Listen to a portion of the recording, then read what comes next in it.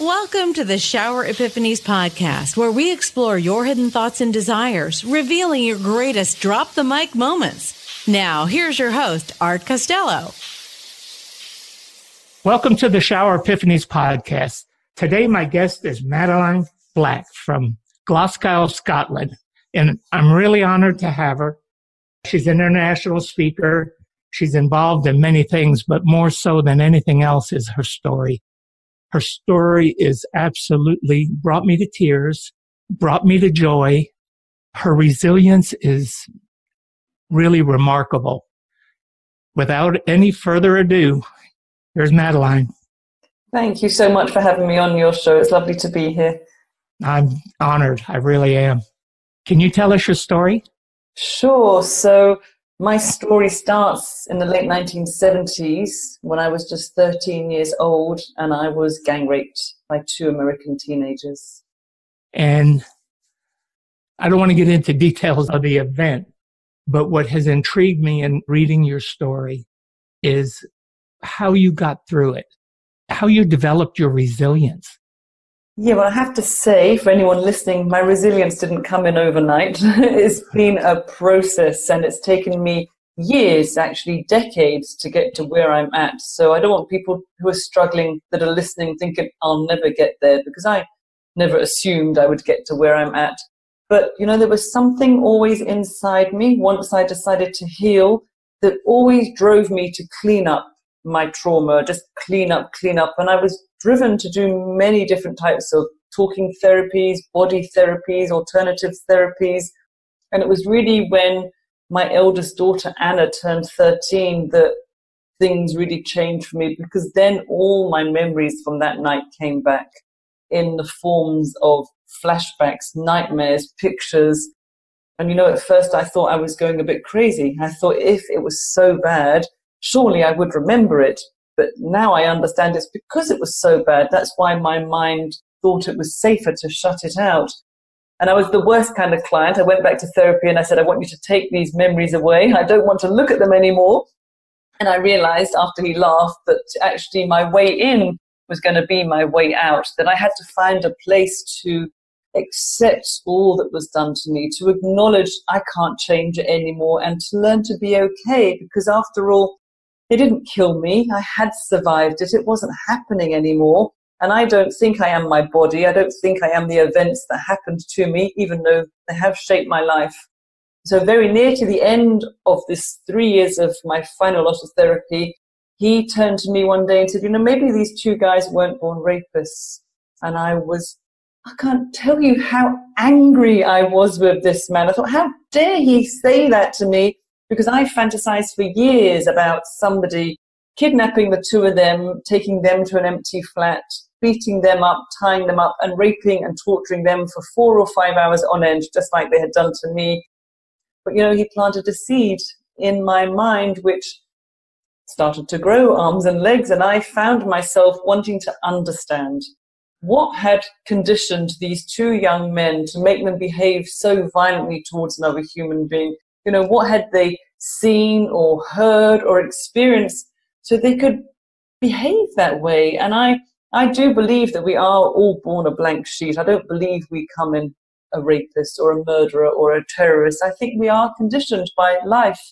And somehow, I don't know where, I call myself an accidental forgiver, I found compassion in my heart towards these two young men, because I thought, I have done a really good job of refusing to be identified by what had happened to me. They have to live with what they did to another human being, and I can't imagine that would be easy.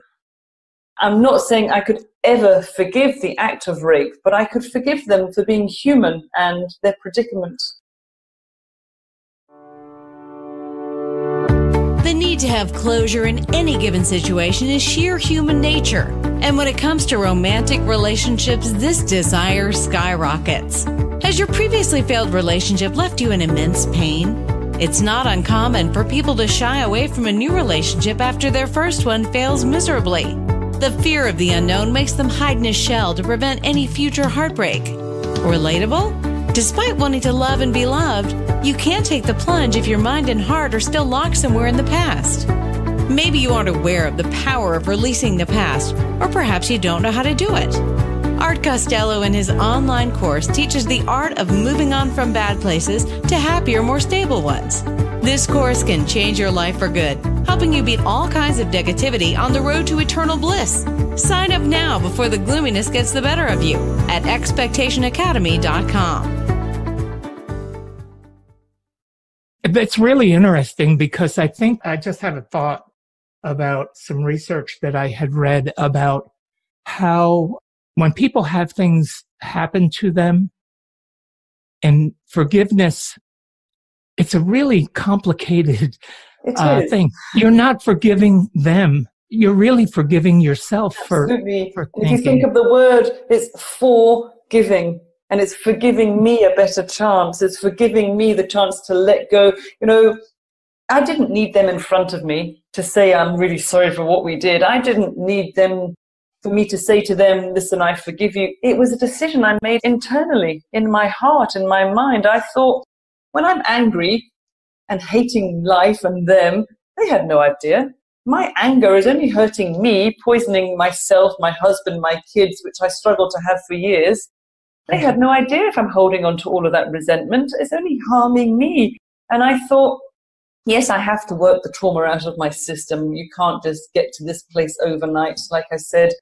But I could see I could go many ways. I could hold on to that anger, and it's like drinking poison and expecting the other person to die. Or I could choose to let it all go, realizing that it's only going to harm me if I don't let it go. So it transformed my pain into peace, really. Mm-hmm.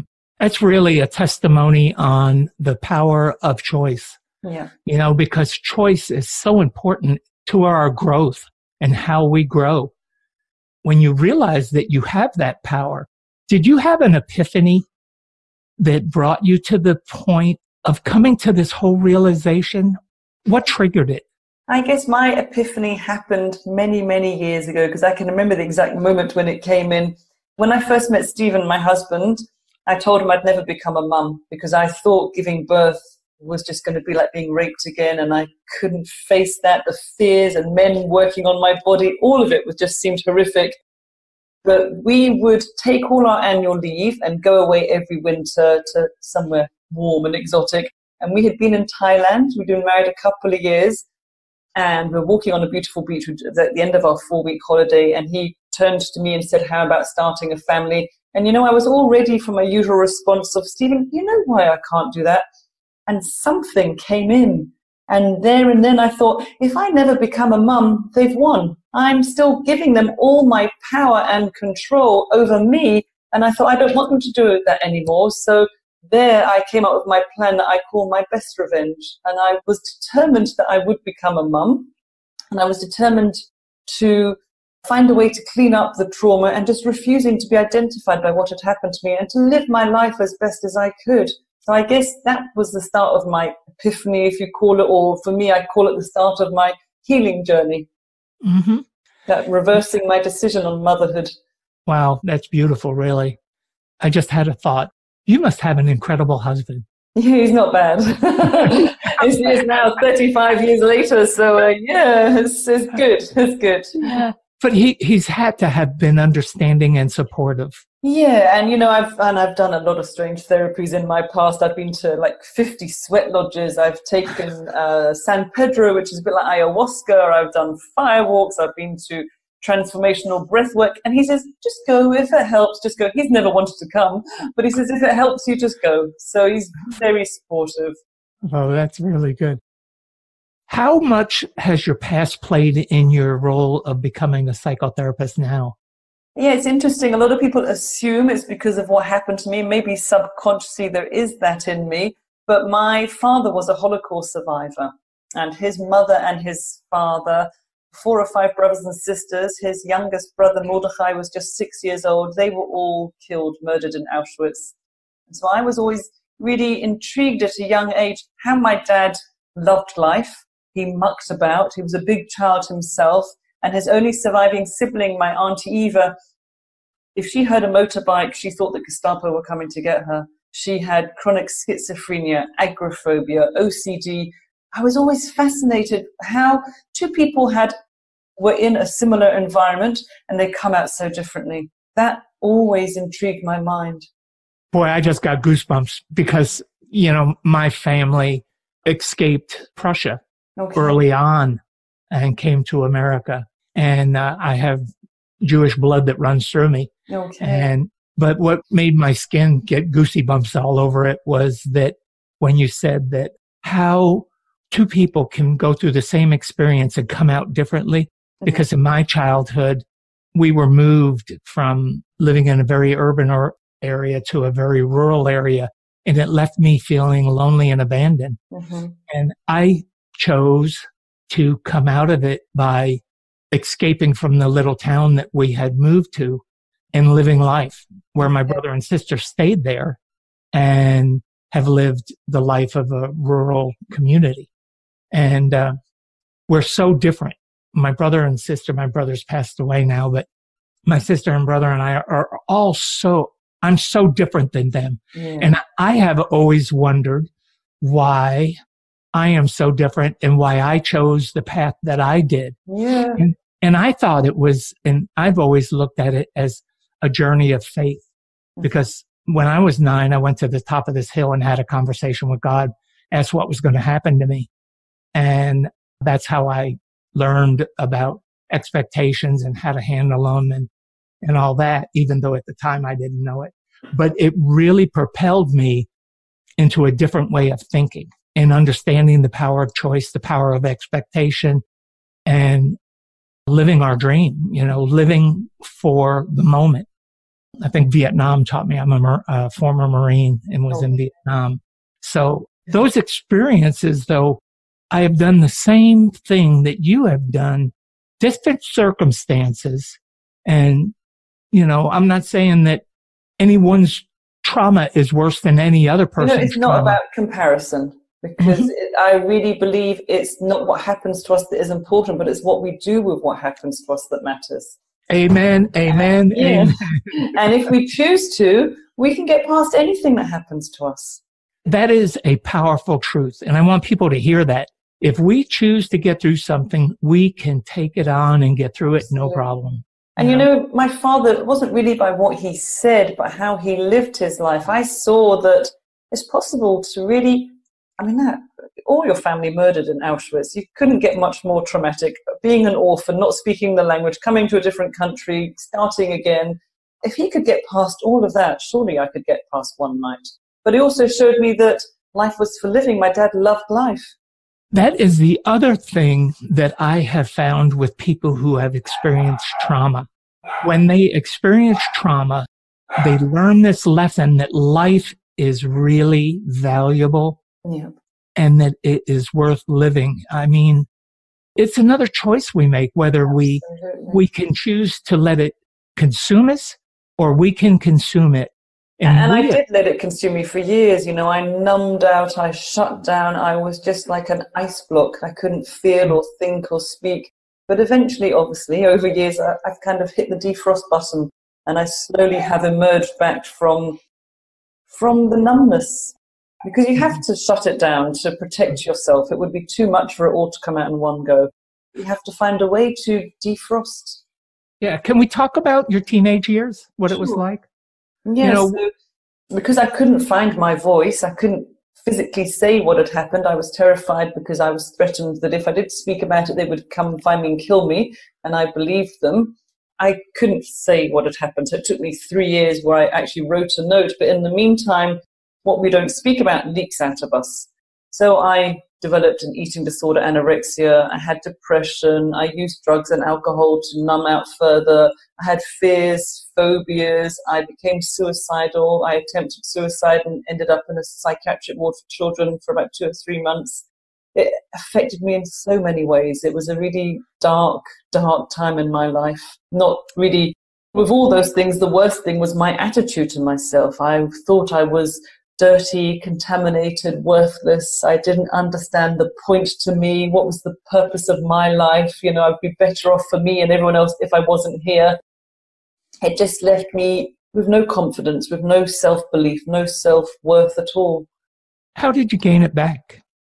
Slowly. And really, I think obviously I've been very fortunate that I met Stephen, because he was the first man that really I felt safe with, which is a really strange word to use, but it is true. I felt safe with, I could trust him. And I met him, I was in Israel for a year, and I met this Glaswegian, and I was amazed he still wanted to see me when we came back to the UK. And I would drive the poor man mad. Why do you want to be with me? How could you possibly love someone like me? What do you see in me? And he was just consistent. He just said, I just love you.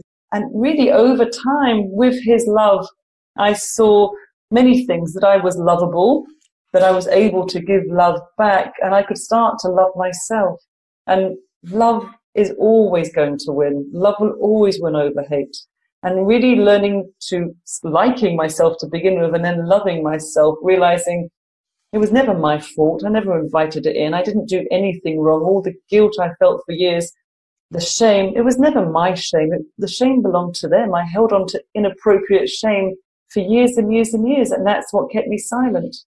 Unconditional love. I knew that Steve had something special to offer you, because in my mind, I was thinking, how did she get through this? What broke her out of it and all that?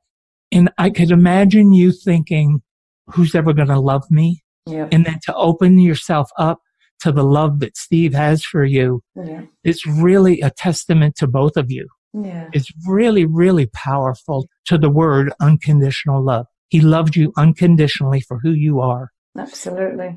And that is so freeing. It is. When you know that you're unconditionally loved without any conditions on it, it's a powerful transformation that goes on with inside of you. Yeah, and it also started the ripples to start to love myself and to be able to give love back, because I built a barrier around myself, and brick by brick the barrier has come down, the wall that I built to protect myself, my defense mechanism. It kept me from people, and it kept me from the world, and it kept people coming in. So eventually the wall had to come down. And it's beautiful that it did. And now you're doing so many great things. Can you kind of tell us what you're doing now that is, I know you're involved in a ton of stuff, and I want you to tell us about your book. Yeah, so I published my story, my memoir, which is called Unbroken, nearly 2 years ago, 2 years in April. And it was actually just before then, in September 2014, that I shared my story with an organization called the Forgiveness Project. And Marina, who is the founder, refers to us as story healers rather than storytellers. And she believes in the power of sharing our stories, sharing our narratives. And I agree, it's not what it can do for me now, it's what it could do for other people. But sharing my story just opened so many doors, and I was invited to speak, to do radio, TV interviews, podcasts, in newspapers, magazines. But the more I went to speak at an event, the more I would be asked to speak elsewhere.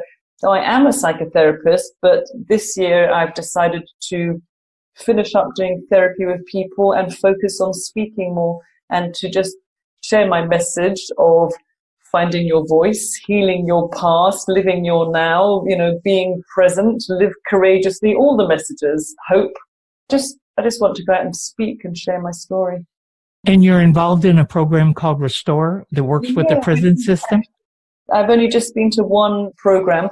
It's run by the Forgiveness Project. It's been run for about 10 years, and they go into prisons and they work with men and female prisoners. It's about a 3.5-day course, and they prepared me a little bit before I went in, but nothing could have prepared me for how profoundly moved and touched I was by the work that's done in these projects. It was incredible. So Restore really is working with we had about 15 prisoners. I saw the Women's Project, and it's about how do you restore yourself? What's your anchor? It's about forgiveness. It's a personal development course over 3.5 days, and we use artwork. So they draw pictures, they draw their lifeline. We use words, they write poetry, they write a diary every night. And it's also about the power of sharing our stories. So they have a storyteller who will share her story. And once they've all drawn their lifeline, they will share their story amongst their peers. And it just is incredible what comes up and how much they grow. You know, one woman said to me, this course has changed her life. And you think, gosh, 3.5 days and her life has been changed. So really powerful stuff. And I'm booked to go later on this year to go back and hopefully see the men's program and to go and do another course on the Restore. So yeah, it was really good. Has anyone ever inspired you to discover a happier, healthier, and more fulfilled you? It is a magical experience, isn't it? Inspiration is indeed very powerful, yet it's often undermined. It can lift you from the ground to the sky in no time. Have you ever thought about returning the favor by inspiring the people around you? If you don't think you have it in you, we have good news for you. Art Costello's online course has everything you need to learn to supercharge yourself and shape your character into a powerful personality. Get ready to discover your strengths and unleash the creativity within. Don't believe it? Check it out yourself by signing up for this life-changing course at expectationacademy.com. That's expectationacademy.com.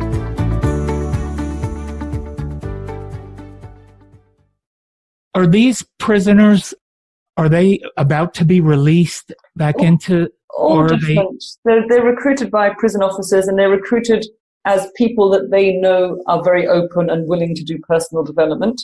We had some people that had done the course before and were desperate to come back and carry on. There was one woman who was a lifer, so she wasn't going anywhere. So they were all at very different stages of their sentences, but there's no discrimination. It's open to anyone that's willing to do the course. You know, I've done some prison work and we did some research, and part of our research, we went in and asked, we had a questionnaire, and on the questionnaire, it asked the question, were you told as a child that you were going to go to prison? Mm-hmm. And we found that 89.8% of the people that we surveyed, which is men, women, young adults, lifers, all of them, had heard as a child, you're going to end up in prison. It's really astounding. They kind of lived it.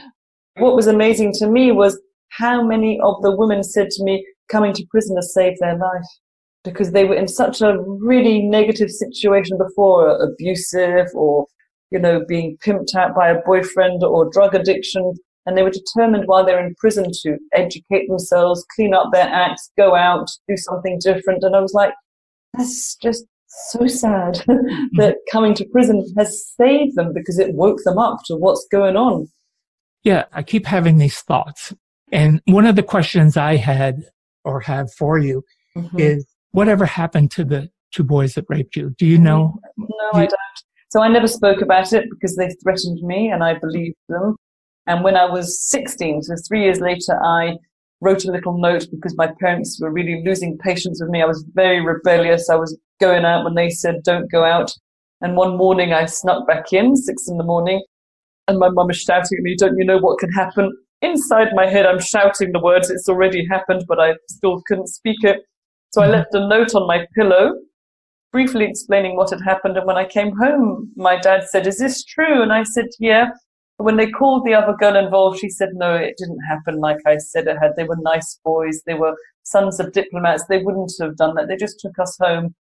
And my mum was really, really quiet. And it took me many years before I understood her quietness. But I misunderstood her quietness as that she didn't believe me.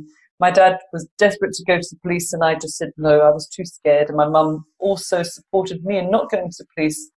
And I found out many years later that my mum had been raped when she was 8 years old by a neighbour. Oh. And when this had happened, he was also discovered to be raping his daughters. So he was sent to prison. He was charged, found guilty. And my grandparents moved away and they never spoke about it again.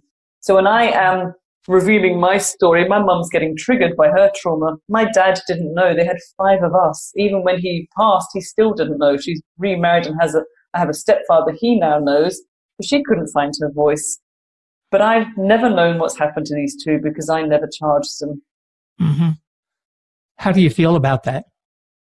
Yeah, I'm okay about it because I couldn't do it at the time and it was right for me. And people say, well, don't you want to find them now and charge them now? I've got no inclination at all to meet with them, see them. And I've had some nasty people, not many, saying, well, somebody left a review on Amazon saying that because she didn't report it, they're now out raping other people and it's her fault. And it's absolutely never my fault. If you don't report your car getting stolen and your neighbor's car is stolen, that's not your fault. But why, when it's an intimate crime like rape, we put all the emphasis on the victim? We don't look at the rapist or the abuser. We turn it on the victim. It's my fault if they've gone out and raped again. No, it's not. 100% of all rapes are caused by rapists. Mm-hmm. You know, I think it's because it's easy to point the finger to the victim. Yeah, and it's a culture and people that we choose live in. that. Yeah, and that's sad. It's really bad, and it's really damaging because it keeps people quiet, and our silence just protects the perpetrators. You know, with the Me Too movement now, people are coming out more and more and more Absolutely. about what's happened to them. And it is extremely difficult to come out. I mean, you know, I have events that happened in my life that I think about that I can't talk about and that I haven't talked about. But, oh, no, it's not easy. Even when you're trained and even when you know, it's really difficult. So I'm very, very aware of it and in tune with it. And my belief is that ultimately the man up above has the final say in everything. And what role has faith played in your journey? And I don't mean necessarily a religious faith. Yeah, I wouldn't really say I was religious. I'm a real mixture. So my dad was from former Czechoslovakia Jewish. My mum's parents were Irish Roman Catholic. So we're a bit of a mixture. And so when my mum married my father, my grandma held a mass and said her daughter had died and gone to hell. So I don't really like religion too much, but I like the Jewish traditions. I have brought up my kids Jewish, and I like all of the traditions, but I really believe in the essence of a good person rather than a religious person. I believe in being a good human being. So I guess my faith has been my drive to just clean up the trauma. Something has always driven me, and I don't know where that's come from. I always feel like somebody or something is at my back. When I'm speaking at an event, don't tell any bookers, but I often don't prepare what I'm going to say, and I have faith that the words come in, and they seem to come from somewhere. The words just come in to me. When I was writing my book, when I made that decision, again, it took 6 or 8 weeks, and the words literally just downloaded in my system, and I vomited them onto the page, and in 8 weeks the book was written. So something, I don't know what it is, has always supported me and always helped me. You're giving me goosebumps because I want you to listen to this. My mom is German Jewish. Okay. My father is Irish Catholic. Mm-hmm. We have so much. I do not write a speech. Okay. I just go off of my heart. I speak from my heart. Good. I don't prepare. And I think people tune into that as well. Well, I think it's authenticity, Absolutely. know, because when you speak from your heart, people see it, people know it, people feel it. Yeah. And when you memorize something, it just comes off. Well, my fear is I'd forget what I had to remember and then be panicked that I'd lose my place. And did I say this and did I say that? And then, so I think it's easier just to go with the flow and see where it goes. It's very, very true. Yeah. I mean, it's very true. When you're speaking in prisons, mm-hmm. Do you think about the rapists that are in there? Of course, you've not worked with males yet. Yeah, I'm sure I will come across men that have raped, but I've worked with men that have raped as a psychotherapist, and one of my clients that influenced me so much had been accused of rape, but he had been raped himself, and the man that raped him counter-accused him, so my client was in prison. He was on the sex register, which we have in the UK, which you stay on for 15 years until it gets reviewed. And yeah, he taught me a lot.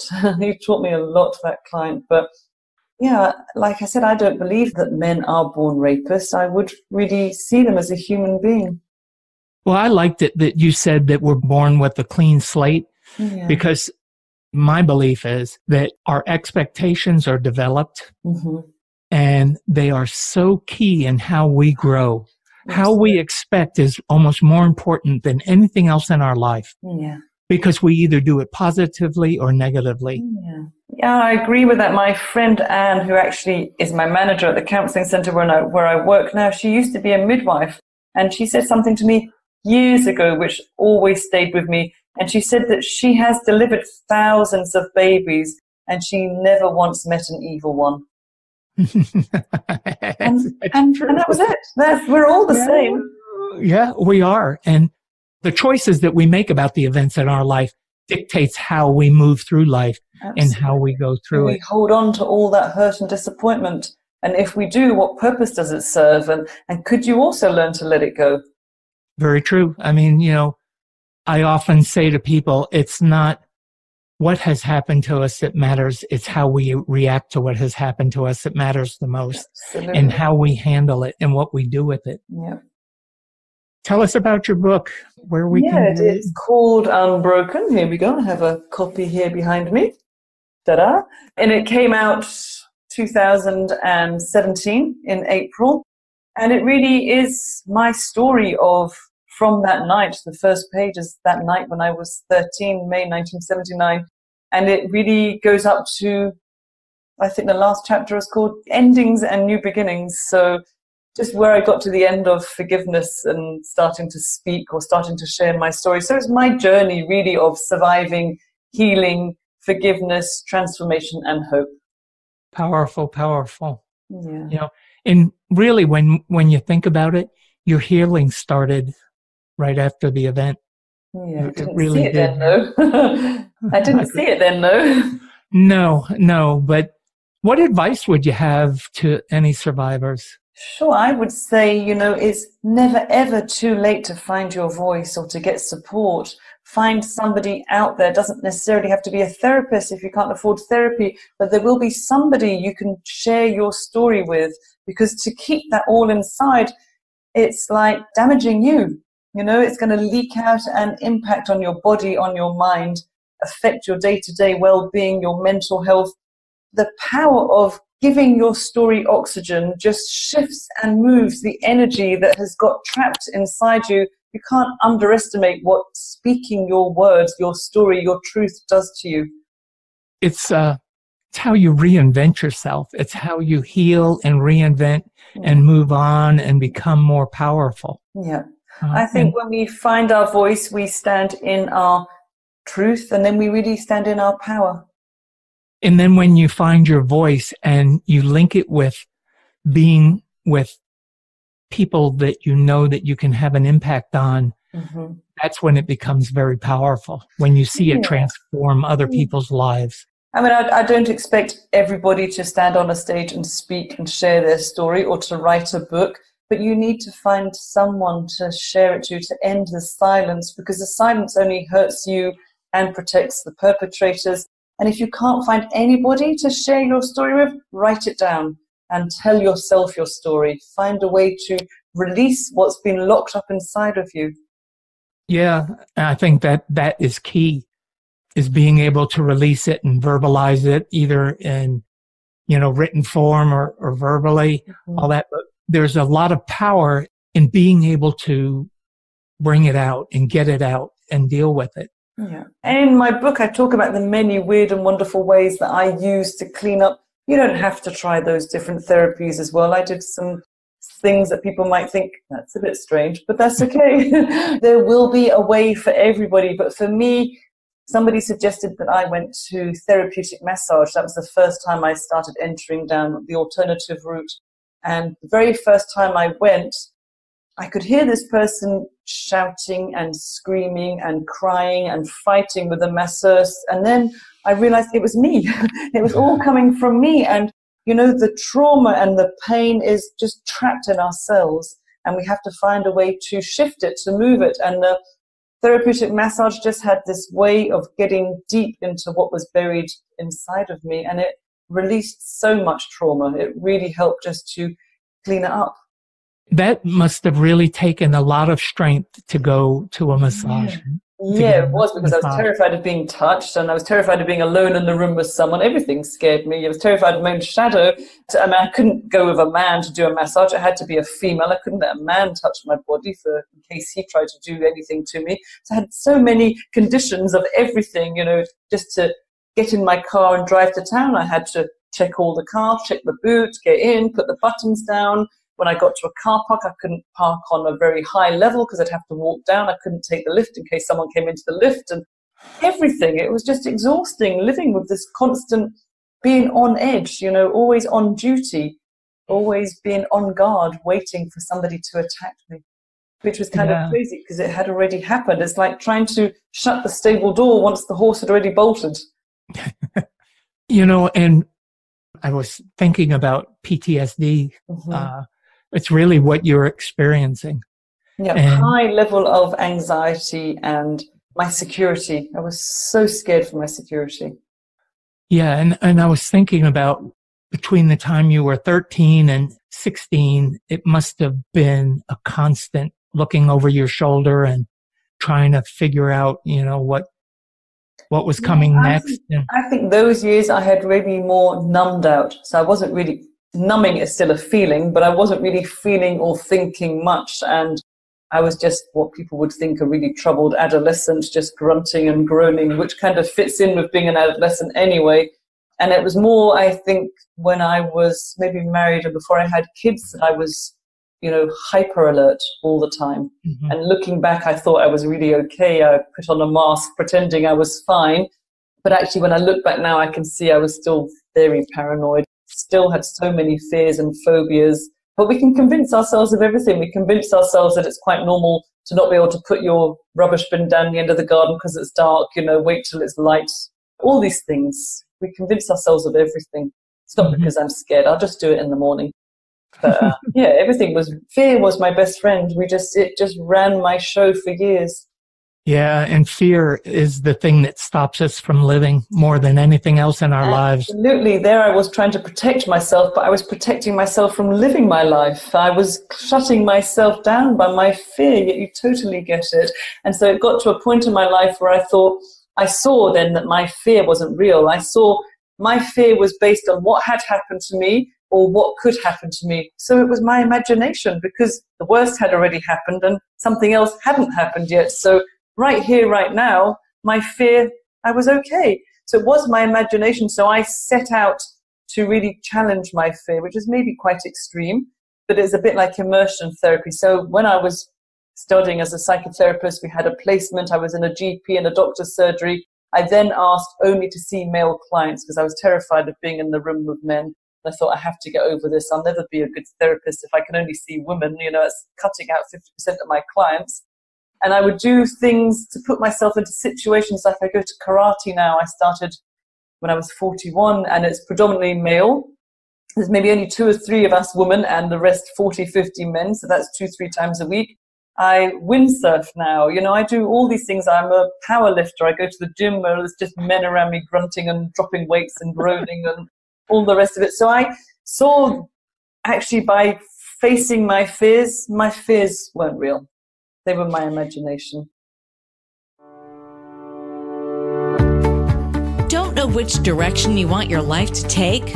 Are you sinking deep down into the pit of uncertainties day by day? So, what's the secret to leading a happy, satisfied life? It's taking matters into your own hands. But what if the matters in question are a total blur? Art Costello's Expectation Academy course aims to tell you exactly how you can get some clarity in your life. This course can be your savior on your journey to reinventing yourself. While you certainly can't plan your whole future ahead, you can definitely control twists and turns your life takes. So what are you waiting for? Sign up for this course now at expectationacademy.com. Get a chance to broaden your horizons and add meaning to your life. That's expectationacademy.com. That really brings to mind with me, some people have fear because of the unknown. Yeah. You didn't have fear because of the unknown. You had fear because you knew what could happen. Yeah. And it had already happened. But it had already happened, but a lot of people let things stop them because they've never experienced it. Do you know what I mean Absolutely. by that? So I look at the acronyms for fear. It can mean false evidence appearing real or face everything and rise.